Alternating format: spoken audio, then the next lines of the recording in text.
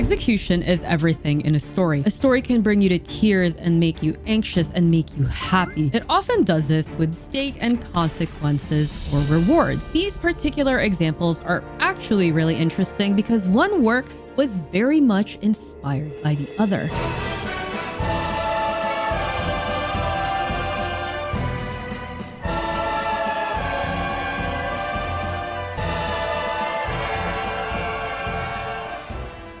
Hunter x Hunter is the older manga in this instance. It was read by Gege Akutami, the mangaka of Jujutsu Kaisen, when he was growing up. And he's quite vocal about his love for the series. You don't have to know anything about these media to understand this video. Even if you've never watched anime or read manga once, this all still applies. So let me set the scene for you on what the issue is on Jujutsu Kaisen's execution on stakes and consequences. The main villain got away with a technicality on a vow because they believe that the main character Yuji being ready to die and viewing himself as a cog in the machine excludes him from being protected under the umbrella term anyone, because he doesn't value his well-being, so he wouldn't think to protect himself when he made the deal. Well, personally, I think that when you say anybody, you can't just exclude someone on the basis that they are self-destructive and don't believe they need to be protected. It's a slippery slope. But the fandom heavily thinks otherwise, and now you're caught up. And I just want to briefly give some of my thoughts. I don't think that you can argue for this point when the deal was made so early in the story that those character development traits that people are attributing to him weren't yet fully formed or even present. The deal made in the beginning of the story doesn't evolve in its interpretation as his mental health declines. It's a deal. It's frozen in the time that they made it. The state of mind of Yuji, the main character, was one of a desire to survive. He was screaming, "I don't want to die." This is the Yuji that made the deal. And all I have left to say about that is that wouldn't have been quite poetic for Yuji now to have been saved by his past self who still had a desire to live. What this was lacking for me was a direct consequence. And someone on Twitter did do an analysis on the indirect consequences of the whole thing. And while I don't agree with all of their points, it's well worth a read if you're invested in the fandom. I'll link it below. On to the technical analysis of the writing of Binding Vows and why this iteration of it flopped so hard for me. Vows require three things: terms, agreements, and consequences or rewards. Here are the terms, and they're pretty clear cut. Sukuna, who is sharing Yuji's body, will get 1 minute of control of Yuji's body when he chants Enchain, and Yuji will forget about this deal. Sukuna cannot kill or hurt anyone in that minute, and if he breaks those terms, he will be the one to suffer the consequences. This is a promise of consequence. There is now risk, which makes the story interesting. Sukuna can be punished. This also asks the question, what is a consequence impactful enough that it will keep a malevolent and powerful creature like Sukuna at bay? So we wait. 200 chapters. Have the terms been fulfilled? Well, Yuji did forget about the agreement, and Sukuna did get to control his body for a minute when he chanted Enchain. Then Sukuna says that he is gambling, meaning that he is risking the consequences of breaking his binding vow because he needs to hurt Yuji's body to execute his plan.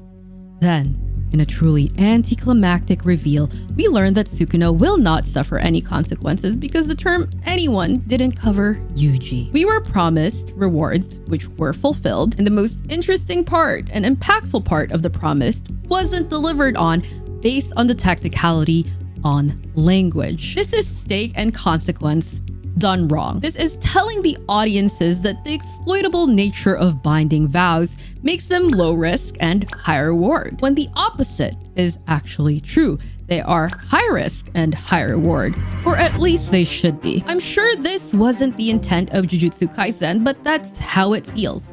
The narrative we are being told of binding vows is that the consequences are large, but they have yet to be demonstrated to be true. And it becomes false when the one on-screen negotiation of a binding vow fails to deliver on a consequence it promised on the technicality of language. Whereas the previous binding vows have gotten away with the technicality of action. I technically killed him, but I revived him straight away after, or inaction. Well, it wasn't us in this room that did that exactly, even though it was somebody on our team. It cheapens the validity of these vows even if there are indirect consequences to them, especially when there hasn't been an emphasis on the wording used to negotiate them, and they happen off-screen or in a few brief lines.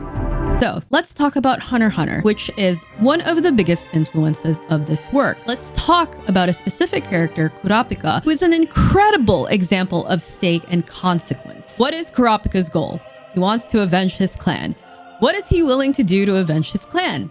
Anything. So Kurapika restricts himself for more power with very clear-cut stakes. He grows immense power for risking his life. Simple enough, right? And the terms are very thoroughly negotiated and explained to us. There are people who feel like Hunter x Hunter is bogged down by too many explanations, but I don't believe this is one of those moments because stakes matter. Kurapika breaks his rules, he dies. In this case, he gets to make chains that are incredibly powerful that give him an insane advantage against his chosen enemy. We see that very clearly in his fight with the physically strongest member of the spiders. He single-handedly beats someone who tanked the bazooka. This is a pretty clear-cut reward. The consequences are clear-cut as well. If he breaks it or if anyone breaks it, they die, and we do get to see this in another member of the spiders, Pakunoda. When in negotiation with Pakunoda, Kurapika then gives two conditions to her. Gon and Killua, his friends, are released without any tricks by midnight tonight. Notice the precise language. And 2, you will not reveal anything about me. Haku agrees to these terms, and a chain is placed in her heart which will kill her in the event that she breaks these conditions. Recognizing the threat to her friends to be immense, Haku then makes a decision.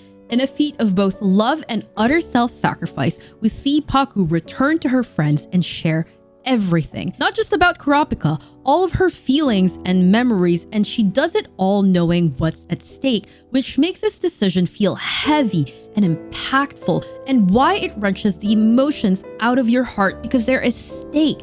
And with stake comes value. From this, we inherently know that Paku valued her friends' lives more than her own, and that without hesitation, she laid down her life for them. And here we have the exchange, Paku's life for information that could save her friends. My trust in the system has been paid off by the incredibly impactful moment that didn't linger on any technicality on words, which left me to focus on the emotion and the characters behind those actions. This moment, the main antagonists of the series were humanized. These guys are mass murdering thieves. I felt for the spiders in this moment, and hearts and minds were changed. Finks, who was the one most against the terms, had a change of heart after experiencing Pakunoda's memories and feelings. In this instance, the stake and reward and consequences were both delivered technically, as in it followed the rules of the world in a satisfying way, and emotionally in that we see characters change in a meaningful way. This is stakes and consequences done correctly. Before we wrap up though, I just want to say that this isn't a Jujutsu Kaisen bad and Hunter x Hunter good video. I love both of these manga. And this was a video I was actually going to skip on because I really wanted to lay off the criticism of Jujutsu Kaisen, at least not before I made a positive video about it, because I really like it. But Twitter annoyed me, so here I am. I'm not here to change your mind. Go on, live your best life and enjoy the damn manga, because at the end of the day, that's what stories are meant to do anyway. But it really says something that when I reread Pakunoda's story, I almost cried. I had a moment where I was like, oh no, I might cry. And I've read this part of the manga many times. So take that for what you will. This is different from my normal style of video, but there will be more like this in the future if you're interested. So subscribe if you want to see more content like this, and I'll see you in the next one. Bye.